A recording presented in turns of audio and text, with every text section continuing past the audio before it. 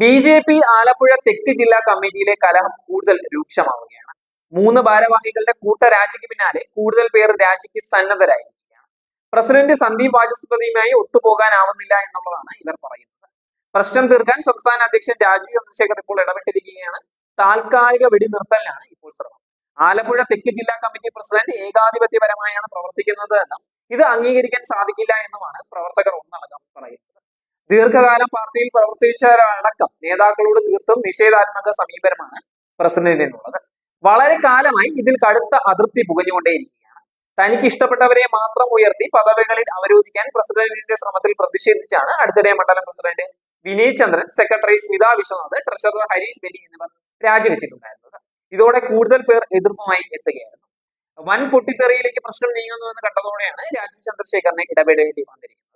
3 പേർ ഭാരവാഹിത്വം രാജിവെച്ച ശേഷം ശോഭാ സുരേന്ദ്രനെ പങ്കെടുപ്പിച്ച് പരിപാടി സംഘടിപ്പിച്ചതും പ്രശ്നം തണുപ്പിക്കുക എന്നുള്ള ലക്ഷ്യത്തോടെയായിരുന്നു എന്നാണ് പ്രവർത്തകർ പറയുന്നത്. വിഭജന ഭീതി ദിനത്തിന്റെ പേരിൽ എടക്കര ഗാന്ധി സ്മൃതി മണ്ഡപത്തിൽ ബി.ജെ.പി. റീത്ത് സമർപ്പിച്ചതിനെതിരെ പരാതി നൽകിയിരിക്കുകയാണ്. കോൺഗ്രസ് എടക്കല മണ്ഡലം വൈസ് പ്രസിഡന്റ് ഷാഹുൽ ഷമീദാണ് എടക്കര പോലീസിൽ പരാതി നൽകിയിരിക്കുന്നത്. BJP. Palakkad vice president T K. Ashok കുമാറാണ് റീത്ത് സമർപ്പിച്ചത്. കോൺഗ്രസ് പ്രവർത്തകർ രാവിലെ റീത്ത് പരസ്യമായി നശിപ്പിച്ച ശേഷമാണ് എടക്കര പോലീസിൽ പരാതി നൽകിയത്. അതേസമയം മഹാത്മാഗാന്ധിയെ വെടിവെച്ചു കൊന്നവർ റീത്ത് വെച്ച് വൃത്തികേടാക്കിയ എടക്കരയിലെ ഗാന്ധി പ്രതിമ ഡിവൈഎഫ്ഐ ശുചീകരിക്കുകയായിരുന്നു. വിഭജന വീതി ദിനം എന്ന പേരിലാണ് ഗാന്ധി പ്രതിമയ്ക്ക് മുന്നിൽ സംഘപരിവാർ നാടകം അരങ്ങേറിയത്. ഇതിൽ പ്രതിഷേധിച്ച് സ്വാതന്ത്ര്യ ദിനത്തിൽ രാവിലെ ഡിവൈഎഫ്ഐ പ്രവർത്തകർ ഗാന്ധി പ്രതിമ ശുചീകരിച്ച് പൂമാലയിലിട്ടു. ജില്ലാ president P Shabeer, block secretary A Anas, block president J M Shabeeb, മേഖലാ പ്രസിഡന്റ് ഡി എം താഹൂർ ജുബിനാസിസ്, ഡാനിഷ് അബ്ദുള്ള എന്നിവർ സംസാരിക്കുകയും ചെയ്തിട്ടുണ്ടായിരുന്നു. രാജ്യം 79ാമത് സ്വാതന്ത്ര്യ ദിനം ആഘോഷിക്കുന്ന വേളയിൽ ദേശീയ പതാകയും കൂടി അപമാനിച്ചിരിക്കുകയാണ് ബി.ജെ.പി.